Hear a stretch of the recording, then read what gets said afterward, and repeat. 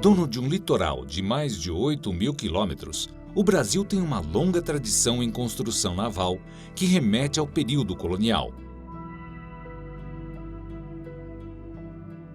Mas só na segunda metade do século XVIII surgiram os primeiros estaleiros no país. A primeira notícia que nós temos de um primeiro estaleiro de construção ou de reparo naval data de 1531. Mas até o meados do século XVIII eram esforços isolados que existiam em alguns locais do Brasil, basicamente voltados para reparos de embarcações.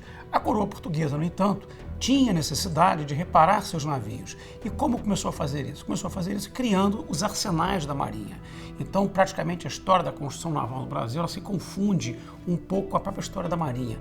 Logo em seguida, iniciou-se a construção da chamada nau São Sebastião, que pegou 3 anos, entre 1764 e 1767, que era um navio bastante complexo para a época.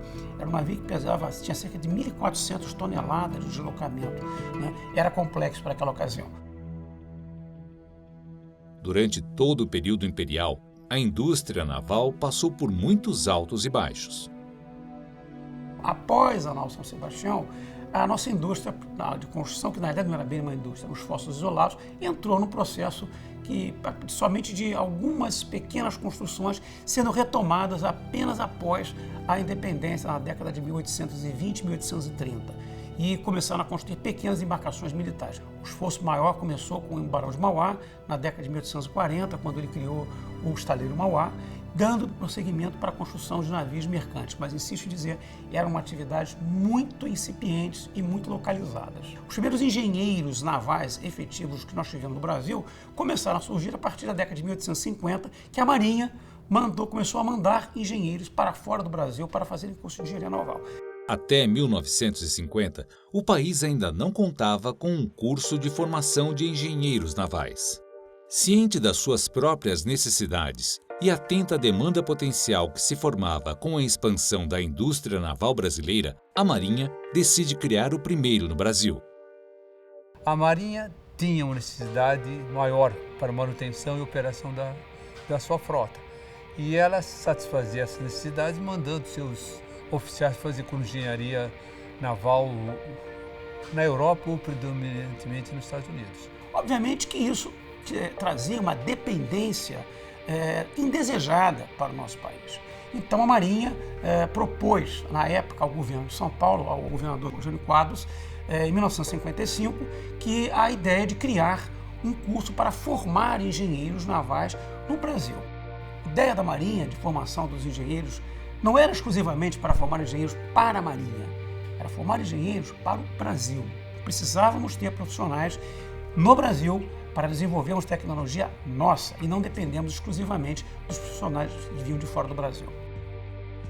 Diferentemente do Exército, que estabeleceu o Instituto Militar de Engenharia, e da Aeronáutica, que fundou o Centro Técnico de Aeronáutica, a Marinha, em um modelo original de parceria, optou por associar-se a uma escola que já contasse com grande prestígio. A Marinha do Brasil, na realidade, ela quis aproveitar um núcleo de excelência que já existia aqui na cidade de São Paulo, por intermédio da Escola Politécnica, que já tinha, à época, criada em 1893, já tinha 5 cursos regulares de engenharia, né? Ou seja, foi feita uma pesquisa prévia pela Marinha do Brasil, de buscar qual seria um local apropriado para fazer essa escola. Era mais interessante se associar a uma escola de engenharia com prestígio estabelecido no país do que montar toda uma estrutura de escola de engenharia para formar seus oficiais, mesmo porque o interesse não era só formar engenheiros militares, era formar também engenheiros civis. Talvez o que pudesse ser mais surpreendente é porque escolher uma escola em São Paulo e não no Rio de Janeiro, que estava mais perto dos departamentos técnicos de engenharia e dos próprios estaleiros da Marinha. O Brasil tem cerca de 8.500 quilômetros de costa. O estado de São Paulo tem mais de 600 quilômetros de costa. A cidade de São Paulo fica apenas cerca de 70 quilômetros de Santos, do litoral. Então, essa distância, não ter mar, ela, por si só, ela já não teria grande importância. Mas, por outro lado, a Universidade de São Paulo, e aqui a Escola Politécnica, já possuía o tanque de provas, né, do Instituto de Pesquisa Tecnológica, que era um elemento muito importante para complementar as atividades que aqui seriam desenvolvidas. E, como disse, mais importante do que tudo, era a excelência, a expertise que existia na Escola Politécnica, já implantada desde o início dos anos 1890. O convênio foi oficialmente assinado em 8 de maio de 1956, dando início ao primeiro curso de engenharia naval do país. Ao longo da década de 1960, o Departamento de Engenharia Naval atua não apenas junto à Marinha Brasileira, mas participa ativamente também do projeto do primeiro navio oceanográfico da Universidade de São Paulo, o Professor Besnard, lançado ao mar em agosto de 1967. Ele foi um homem que teve uma participação grande nos primeiros anos aqui da Escola Politécnica, porque ele pertencia, se me falha a memória, ele era do Instituto de Oceanografia, se eu não me engano, né? E que foi um dos primeiros profissionais aqui da Escola da Universidade de São Paulo a terem ideia de projetar um navio aqui. E o professor Bernardo, ele teve a ousadia, digamos assim, e confiança de colocar nos alunos, logicamente que eram orientados pelos professores, para fazer esse projeto do primeiro navio, né? E que durou e prestou serviços aqui à universidade durante muitos anos. Eu comecei a conversar, etc. E o professor Bernard me pediu para projetar o navio. Ele queria fazer um navio que fosse pesqueiro de arrasto e oceanográfico. E eu tive a ajuda de 5 engenheiros do 5º ano. Mário Mariotto,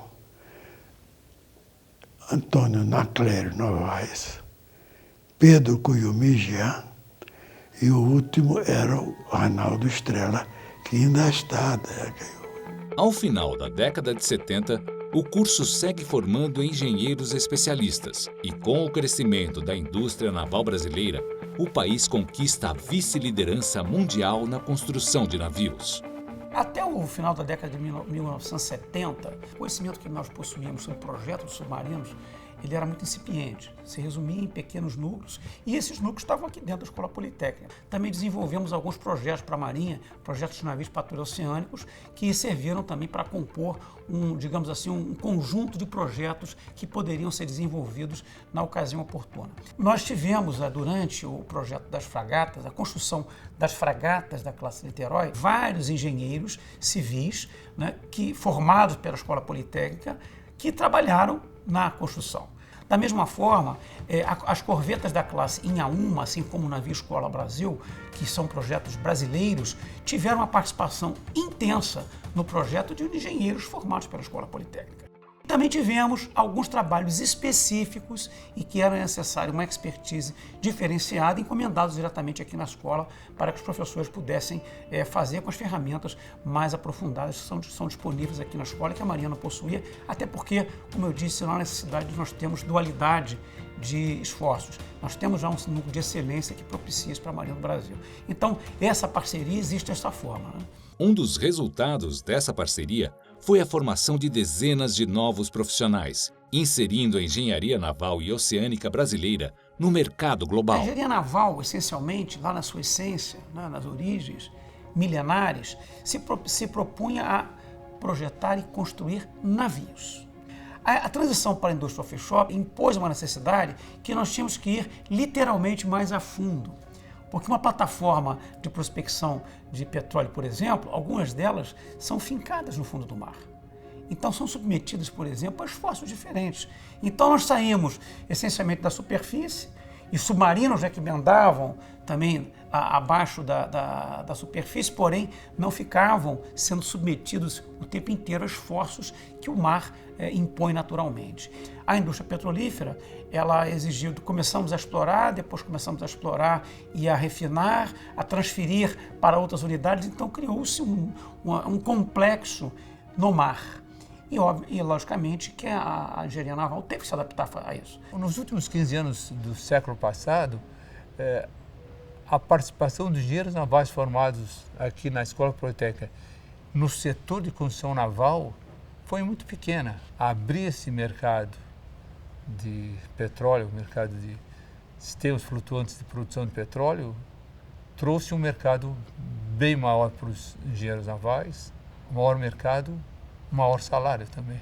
O curso de Engenharia Naval oferece formação sólida nas chamadas ciências de engenharia e flexibilidade para que os alunos possam complementá-la com disciplinas de outras áreas de seu interesse. Os profissionais formados pela Escola de Engenharia Naval são essenciais para a inserção do Brasil no mercado global. A engenharia naval vem mudando, né? Desde 1956 que o curso começou, a indústria naval é outra, a demanda naval e oceânica é outra. O simples fato de você ter adicionado engenharia oceânica à engenharia naval já mostra que o nosso foco tem mudado ao longo dos anos. Então o curso do século XXI é um curso de escala global, tem que atender às demandas do globo, da humanidade como um todo. Então o engenheiro naval vai lidar muito com energia no futuro e energia renovável do oceano. O curso de engenharia naval é um curso voltado à gestão de risco, né? O impacto dos projetos de engenharia no meio ambiente, na sociedade. É um curso voltado à área de transporte e logística e tudo isso que gira em torno da nova indústria naval e oceânica que vem puxando o curso. Então eu vejo um profissional de engenharia naval do século XXI atuando não só no projeto de navios e embarcações, mas sendo atraído principalmente pela indústria de energia e aí dando ênfase para a energia renovável e energia limpa do oceano. O nosso curso de engenharia naval, por ser um curso reconhecidamente muito sólido, já tradicional, de uma escola que preza pelos seus fundamentos, né, de ciências básicas da engenharia e ciências aplicadas, ele é muito bem visto, não só no Brasil, como um dos cursos pioneiros em engenharia naval, mas também no mundo, como um dos cursos mais sólidos e consistentes em engenharia naval. O relacionamento com universidades de renome, MIT, Caltech, universidades dos Estados Unidos, Europa e da Ásia, é muito frequente e o intercâmbio de docentes e alunos é muito comum. Então o nosso curso é um curso internacional, porque ele tem programas de diploma duplo de graduação e de pós-graduação com outras universidades fora, recebe e envia alunos por curtos períodos de tempo para passar estágios de intercâmbio no exterior e tem uma grande e forte ênfase de pesquisa internacional com colaboração e cooperação entre docentes de diversos institutos ao redor do mundo. A Marinha sempre apoiou e ajudou essa cooperação internacional. É importante relembrar que uma contrapartida do convênio USP com a Marinha é o envio ou a manutenção de um docente da USP no exterior por ano. Então a Marinha sempre financia o envio de um docente para qualquer instituição renomada do exterior, dando ao docente liberdade de escolha acadêmica para onde ele queira ir. Os alunos participam de importantes atividades de extensão universitária realizadas pelo departamento, como o projeto e a construção do veleiro paraolímpico Poli 19. O Poli 19 é um desses projetos que dá alegria em falar, né, em anunciar. A exigência ou a demanda era a seguinte: a Federação de Vela precisava treinar ou criar um veleiro para treinar os atletas paralímpicos, né? E um grupo de alunos e docentes do Departamento de Engenharia Naval, junto com docentes da Engenharia Mecânica e alunos do curso de Arquitetura e Urbanismo da USP, se juntaram e projetaram um veleiro adaptado às necessidades paralímpicas. Hoje esse veleiro é um sucesso, a ponto de ter se transformado numa classe de veleiros, uma classe que abriga as competições paralímpicas.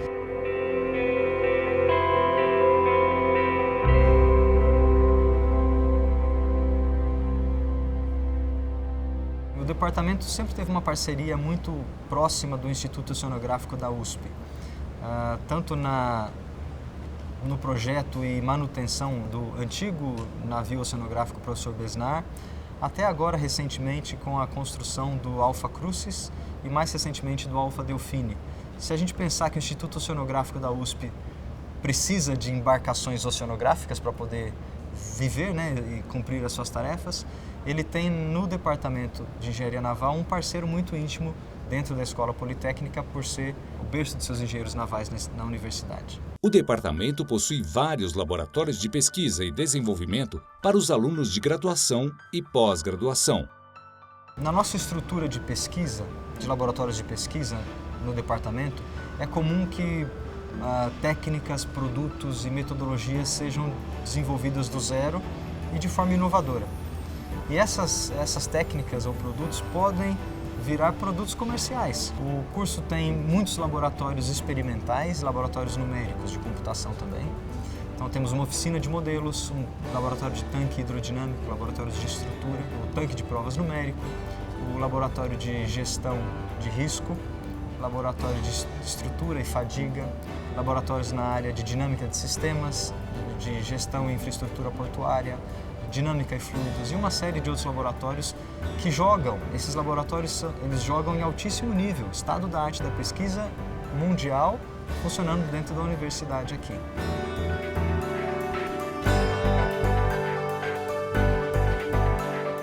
Eu vejo a engenharia naval do futuro como cada vez mais uma engenharia multidisciplinar. Um profissional que atue na engenharia naval de olho na sustentabilidade, que atue num projeto naval de olho no impacto ambiental, na eficiência, no impacto social e assim por diante. E no futuro a parceria com a Marinha vai ser ainda muito necessária, tanto para a formação dos alunos e docentes, quanto para puxar as demandas tecnológicas no nosso país. Eu fico muito contente de ver que, mesmo passado tantos anos, essa parceria da Universidade de São Paulo com a Marinha do Brasil continua tão viva, né? Eu enxergo o futuro de uma forma muitíssimo positiva e, como eu disse, espero que daqui a mais 60, mais 100 anos, continuemos crescendo sempre e produzindo profissionais de qualidade para a Marinha e para o nosso Brasil. O compromisso do Departamento de Engenharia Naval é fortalecer a defesa marítima e fluvial, impulsionando o constante desenvolvimento da ecologia e a exploração consciente dos nossos recursos naturais. Navegar é preciso. Coragem, perseverança e paixão são imprescindíveis.